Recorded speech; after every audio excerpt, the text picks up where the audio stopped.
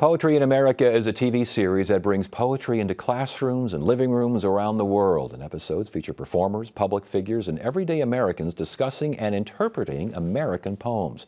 Poetry in America is hosted by Elisa New, a distinguished professor of practice at Arizona State University. Welcome to Arizona Horizon. Thank you so much. Thanks. I'm thrilled to be here. Well, thank you so much. We're thrilled to have Poetry in America. Give me a better definition of what you're doing here. Well, Poetry in America is a television series now in its 4th season, where each episode takes you much deeper into an American poem than you ever have gone before. And, you know, many people are quite intimidated by poetry and tentative, and this series seems to be catching on. How do you do that? Because I know I've seen Elizabeth Bishop in here, and I've seen Mr. Ice Cream Guy, who's the Wallace Stevens is in here. Wallace Stevens, sure. I mean, I've read some of their poetry. It can be impenetrable. How do you get past that and make poetry for the masses? Well, what you do is you gather a little pickup team or an ensemble cast of readers whom you think might bring the life experience or the curiosity together to read this poem. And what I have discovered, and I actually discovered this as a professor, an English professor for years, poetry is written for, not just for one person. Yeah. Poetry is written for all of us who share a language. And so one way that we bring these poems, we lift them up and clarify them, is a bunch of people in a room will be interpreting them. And those people might include Shaquille O'Neal, and they might include Joe Biden, and it might be Katie Couric, and it might be the boy next door. And these interpreters together puzzle through what it is to read a poem. And there is no, I mean, of those 4 people, no one has the right way to do it. If it hits me differently than it hits you, then we all win. Well, what I have found so interesting as the host of this show is that sometimes, in almost exactly the same words, Bill Clinton and a 4th grader will interpret a line. And it's pretty fun if you're the 4th grader, I guess, or if you are a 4th grader, to say, wow, look, Bill Clinton and the 4th grader said exactly the same thing. And on the other hand,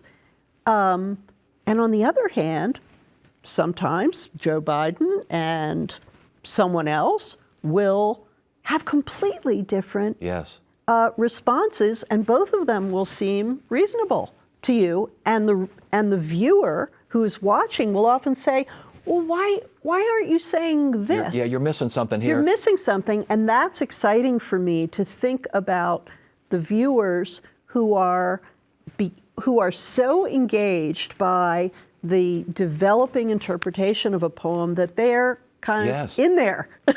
Do you include verse? Do you include song lyrics? I mean, we include poetry is not written in most cases for the cold page. You know, we were all taught that you should just kind of position yourself in front of the poem and let it, I don't know, manhandle you in some way. But very often poems were written to be performed. They were inspired by music. They were inspired by photography. They were inspired by a walk in the city. They were inspired by, you know, the mushrooms on your dinner plate. And so what we try to do is restore poems to the rich context they belong to. And so yes, we sing, we kind of do everything on the show. How do you decide which poems to include? That is my privilege.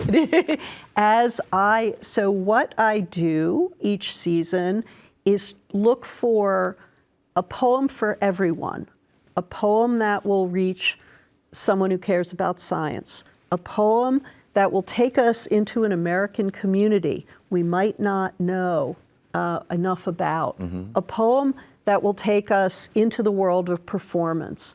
And so I'm thinking about diversity of all kinds. I'm thinking about historical diversity. And so each season I assemble an anthology of poems, and then I look for who are the people out there in the world that viewers and learners are going to want to hear from on Yes. this poem. Well, I mentioned Wallace Stevens and Elizabeth Bishop. You got former poet laureate Tracy K. Smith. You've got Billie Holiday and Strange Fruit, which if anyone's ever known anything about that song, they know that there's a whole lot going on there. Big story to tell. There is. Now, are there digital and stuff, classroom stuff available here for further learning? Yes, absolutely. There's a PBS Learning Media collection that teachers have been using for years now. But in addition, I sit here at Arizona State University now. I head a center in educational media innovation, and we offer courses for high school students, for classroom teachers, that are all based on Poetry in America materials. Very good. I'm going to put you confined, because sometimes poetry is best when it's confined, whether it's meter, verse, whatever. You got 30 seconds. 30 seconds. Uh-oh. How do you read a poem? Best advice. I'm going to give Billy Collins, the extraordinary poet Billy Collins. Billy Collins says, don't read it like a torturer, like you are the interrogator and the poem is tied to the chair and you're beating it with a rubber hose. Instead, read a poem as you might hail a guy on water skis who is, you say, wow, that's delightful. I'm kind of interested in that. Love it. Casually. Love it. Elisa New, Poetry in America. Thanks so much for being here. We appreciate it. Thank you so much. Loved it.